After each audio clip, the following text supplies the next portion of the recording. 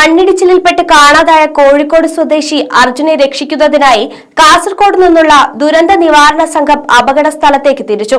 Enforcement RTOയുടെ നേതൃത്വത്തിൽ 3-അംഗ സംഘമാണ് കർണാടകയിലേക്ക് തിരിക്കുന്നത്.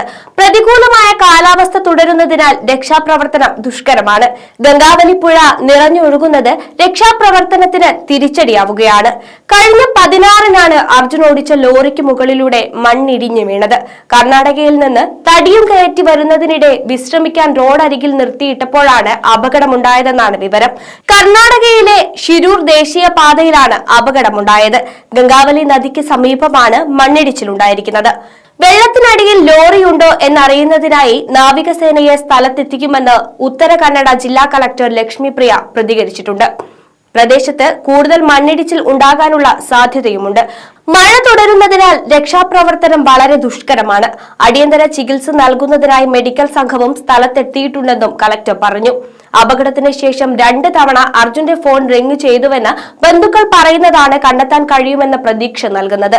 നാവികസേനയുടെ ഹെലികോപ്റ്റർ ഉടൻ സ്ഥലത്തെത്തും. രക്ഷാപ്രവർത്തനത്തിന് ഹെലികോപ്റ്റർ ഉൾപ്പെടെ ഉപയോഗിക്കാൻ ഗോവ നാവികസേന ആസ്ഥാനത്ത് നിന്ന് അനുമതി തേടിയിട്ടുണ്ട്.